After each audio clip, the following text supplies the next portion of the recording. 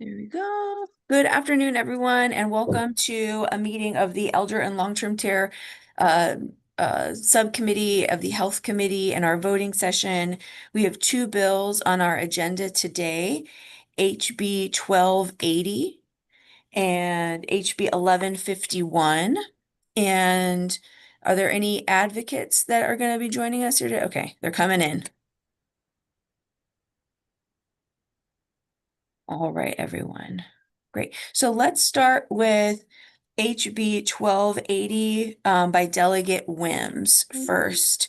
Lisa, if you want to walk us through. So as amended, this bill requires the University of Maryland College Park, with assistance from the Department of Human Services, to study and make recommendations on the feasibility of establishing and operating a Supporting Our Caregiver Infrastructure program to provide universal monthly payments to a caregiver for each dependent for whom a caregiver provides care. The study must examine the economic impact on the state and local economies, including potential increased labor force participation, enhanced tax revenues, potential decreased participation in public benefits programs, and overall economic vitality of the state. There are amendments that were distributed that require the University of Maryland, as introduced, the bill required, excuse me, the Office of the Comptroller to conduct the feasibility study, but the amendments changed that to the University of Maryland College Park. And they require the University of Maryland College Park to consult with the comptroller on specified items of the study and extend the reporting and termination dates for the study by a year.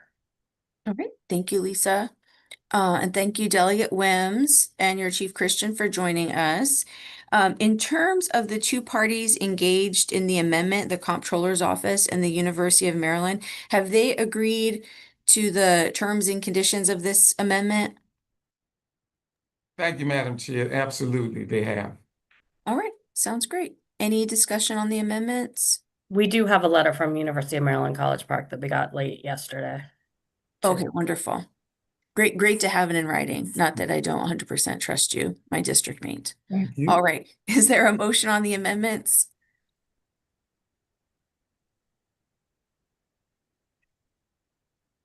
Move the amendments. There's a Second. second. Is that Delegate Warman with the second? Yeah. All right, all those in favor of the amendments, please indicate with the electronic hand. There we go. Oh, Delegate Rosenberg has joined us. Great. All those opposed? No. All right, looks like the amendment's passed. Is there a motion on the bill as amended? Move the bill. Second? Second. All right, all those in favor, put up your electronic hand. All right. All right. All those opposed? Sandy's at a residual.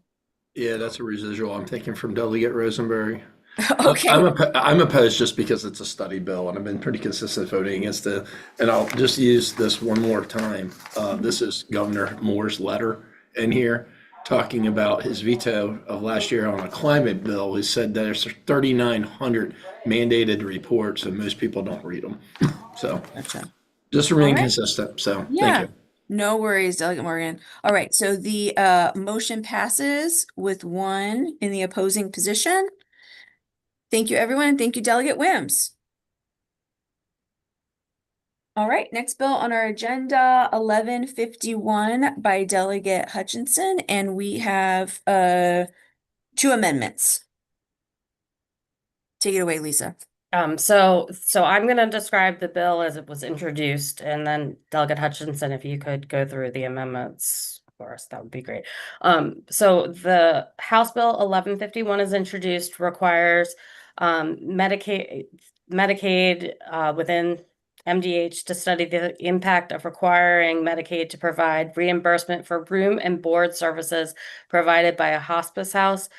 This study was required to quantify overall Medicaid savings per death from the use of hospice care and examine how reimbursement for room and board services would affect hospice readmission rates, improve hospital length of stay, and result in a reduction in deaths in hospitals and result in a reduction in emergency department utilization. Thank you, Lisa. And Delegate Hutchinson to walk us through amendments. Yeah, so the analysis actually just changes that originally was going to be the Division of Healthcare Financing and Medicaid. This changes it to the Maryland Healthcare Commission and the Maryland Medical Assistance Program will jointly be doing the analysis. And then the amendment to add some additional areas that they want to analyze, and that is avoided inpatient hospital stays, emergency department utilization, and intensive treatments near end of life. Understanding that what we're trying to get to is the ability for the state to reimburse for room and board for hospice care. And as other states are successfully doing this. And so we need to figure out how we can do this in the state of Maryland. Gotcha. Thank you, Delegate. And have both parties agreed to the change? In terms of both parties, our advocates on the hospice side have seen this and are very much in favor that that's the right results that we're trying to get and look for. Gotcha. And they agreed to changing some of the areas of the study? Yes, That's all absolutely. good? Yes, all Perfect. good. Great. Good to get that on the record. All right. Is there a motion on the amendments? Oh, Delegate Hill, But I did have a question. go for it. Okay, Delegate Hutchinson, did it turn out that is there a waiver we can apply for to do this or anything that we're able to do to help move this forward? That is unknown at this point, and that's what part of what we're going to have to find out is what waivers or what is available for this to be able to be achieved. Right now, the department has come back and said that it's not feasible, but there has to be some type of a waiver that's there. But that's the part of that we're trying to analyze here.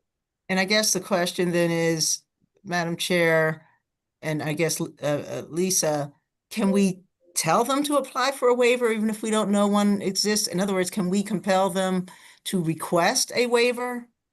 Or do we have to know that there's a waiver and a waiver number that they can?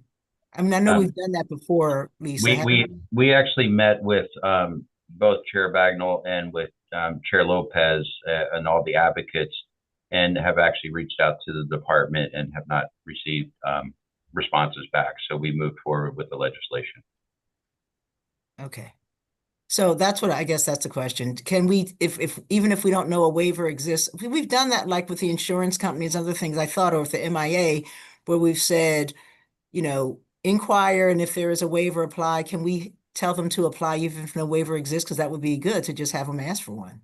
Yeah, I think that's an excellent question. We pursued it loosely in conversations with Perry Briskin and didn't get an answer. So this is why we're moving forward with this specific piece of legislation. But point well taken, and appreciate you putting out into discussion. All right. Other areas of discussion on the amendments?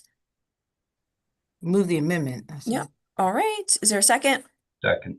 All right. All those in favor, if you want to indicate with the yellow hand.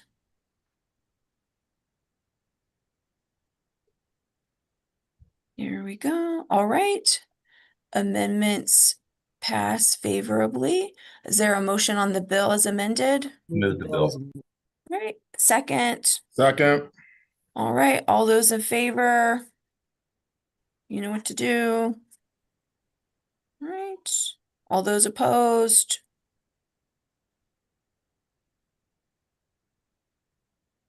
I think we got 2 residuals.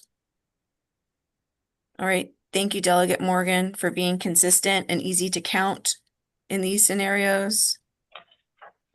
All right. You're The welcome, motion Madam Chair. passes. All right. Anything else for the good of the order today? No? All right. Thank you for a very efficient meeting. Onward and Nice Nice upward. job. Thank you.